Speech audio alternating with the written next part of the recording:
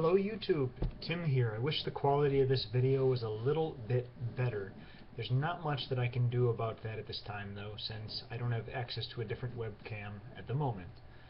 I will try and use cameras. I still have my tripod, although that's been packed away. I still have other cameras, although a lot of those have been packed away. So I'm going to make do with what I have until I'm able to get my life back in order on the trajectory that I really wanted it, back in a normal rhythm. This is unusual. We're at the wrong place, in the wrong everywhere. But only so much longer. We'll be back to normal operations. We'll be doing normal things. Already you can see I've started working on some bows, which is a little bit easier now that there's a nice large area that I can work in, away from everybody else. Nobody has to worry about smelling, PVC, things like that. So it's good. Right now, one of the things I wanted to talk to you about was arrow weight as it relates to performance and things like that. First of all, most of the arrows that I shoot, almost all of them are between the weights of about 400 to 600 grains. Typically, I try and shoot bows around 10 grains per pound.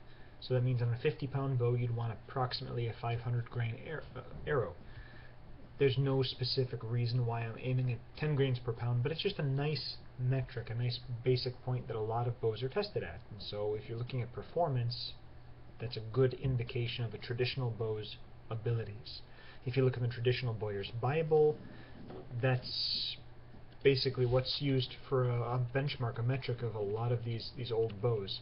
So I have, of course, my own opinions as to what would be the ideal arrow for different situations, and for the most part, that's going to be probably heavier than a lot of modern archers would use.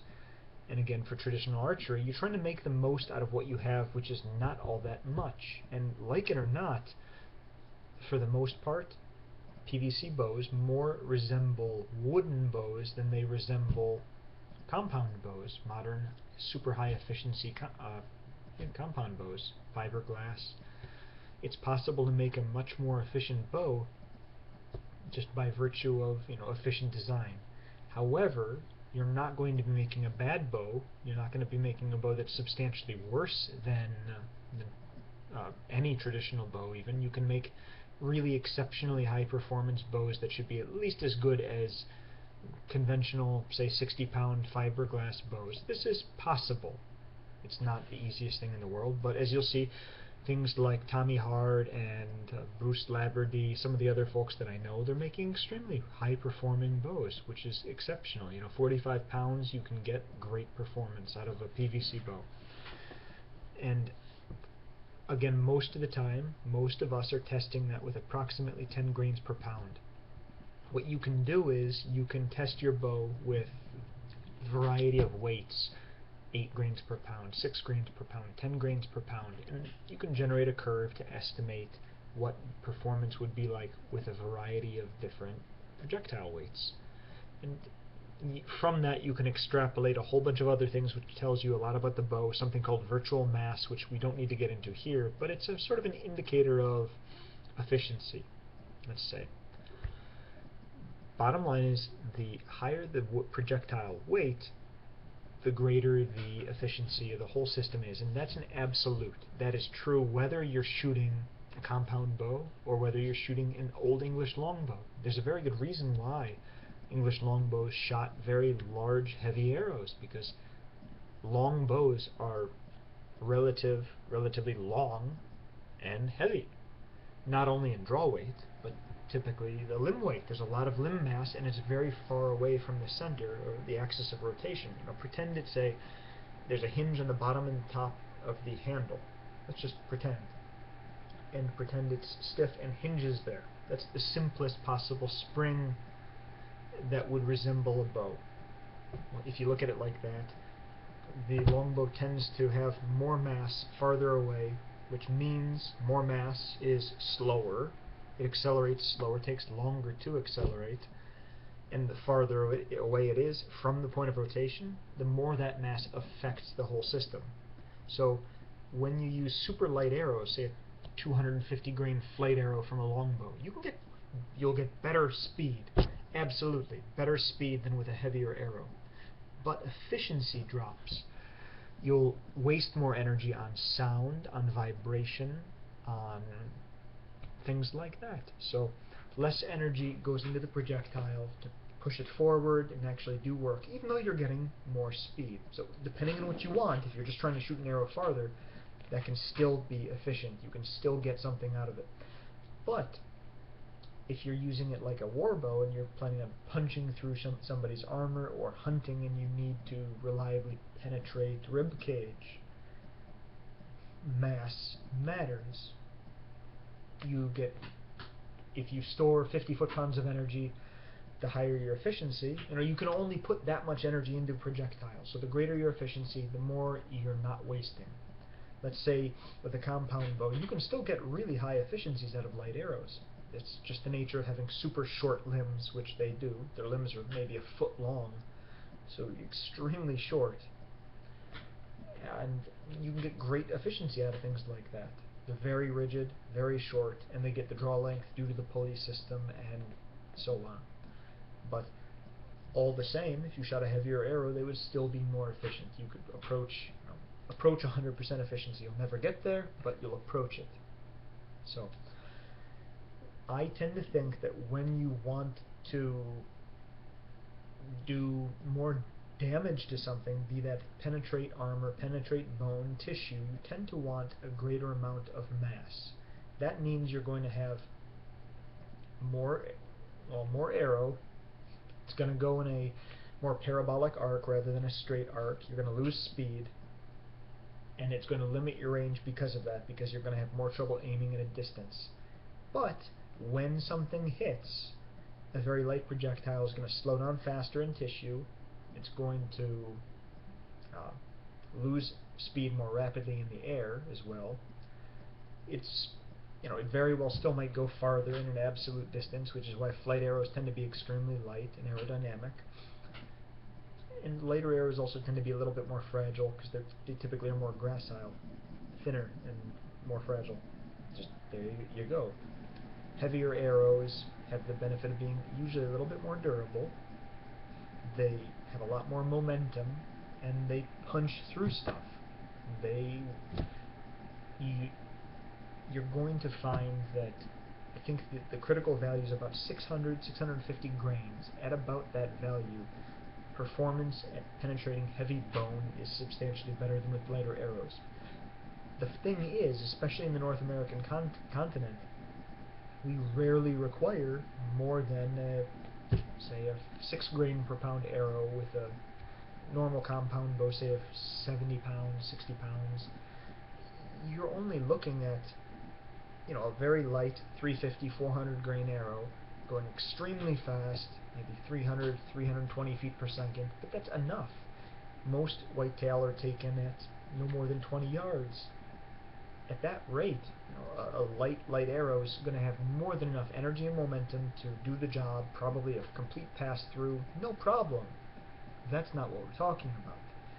When you're talking about a situation like a PVC bow or an English longbow, where yes, you can shoot an arrow a little bit faster, but you can also make better use of the energy if you use a heavier projectile, I tend to fall on the side of using a slightly heavier projectile. That would be, again, 500, 600 grains rather than, and so 10 to 12 grains per pound is usually what I'd aim for no particular reason for the 10 to 12, because it varies depending on the draw weight of the bow, but between 500 and 600 grains for general purpose. And then if you are really planning on shooting something large, I don't know what, but most North American game can be comfortably taken with a 500 grain arrow. But if you're really planning on shooting something large, I would really push it to 600, 650, something like that, even a little bit more. Your efficiency is going to go way up. And since you're probably only going to be shooting at no more than 20 yards, I don't see any drawback to that. While you may be able to use lighter arrows at greater distances because there's less drop, unless you're hunting small game, deer usually counts as small game in my opinion, because it's no more than the size of a man and it never wears armor, at least that I've seen. too many chainmail equipped gear. There's very little benefit that you get in using more mass than that. So, okay, go for it. It'll allow you to extend your range a little bit, perhaps unnecessarily, but still, it'll allow you to extend your range, be a little bit more consistent and accurate, and it's still going to perform adequately. So, for those purposes, I want to say I don't have a problem with people using light arrows, but in terms of ultimate performance, if you're trying to wring every last little bit of performance out of a bow, heavier arrows can't be beat. As long as you understand the constraint of the diminished speed resulting in an increased parabolic curve to the trajectory, a more eccentric curve. That's the bottom line. And with PVC bows, where there's usually not all that much energy to go around, say a 40-pound, 50-pound bow, that's not that much energy, and it's not like a compound bow, which the force draw curve, let me use this hand, so I'll pretend I'm looking at the force draw curve backwards, you're looking at it right, which would mean my right is your left. Anyway, a normal force draw curve, a straight one for a traditional bow, looks like this. Roughly straight, okay? For a compound bow, it goes like this. Up sharply, and then it usually drops with the let off. So, pretend there wouldn't be a let off, it would be the exact same. It would go up like this.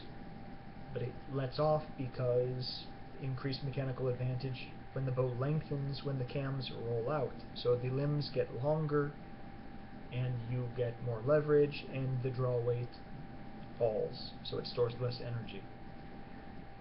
It's the same idea, and you can approximate that with SIAs and other levers that you can attach to traditional style bows. But the bottom line is, you get a lot of energy storage on the front end, right over here in the early draw curve, and that adds up to a heck of a lot more on average than for a traditional bow with a force draw curve like so. So if you're already taking that hit and you're accepting the fact that you're not going to store as much energy, personally, I would go for using the energy that you do store as efficiently as possible. Does that seem reasonable? I mean, I think so. That's just me.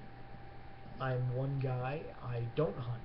I haven't anyway. I might in the future, but it's something that I've just never gotten around to doing. My family doesn't really have a tradition of doing it, so I never was indoctrinated and brought into the brotherhood, so to speak. But if I were to do things like that, that's what I do, and that's how I do it, and that's why I do it. I hope this is a little bit helpful. If you're interested in seeing more in a maybe more lucid explanation, head over to my website, goldenhordebows.blogspot.com, and I have a very good quick reference guide. Just Google Golden Horde Bows quick reference guide, and you'll see the table of contents and find the arrow section. It'll talk about different kinds of arrows, arrow performance, things like that. And I'm going to be continuing to update it. It's been a few months since I really put in a good update, but with moving and whatnot, this has been a very, very hectic, busy time. Thanks for bearing with me. And again, I hope this is interesting. Feel free to look into more stuff like that on the website. Elsewhere, there are some great sources which I cite. You can then go check out the original sources on my quick reference guide too, and see what you think and what conclusions you draw. Anyway, I'd love to hear all of your opinions and your thoughts on it. This is a really contentious thing because some people love kinetic energy. That could be a much lighter but faster arrow rather than a high momentum arrow. I tend to fall on the side of high momentum being the superior arrow, but not better in every circumstance. So how's that for wishy-washy? Anyway, again, thank you. Good day.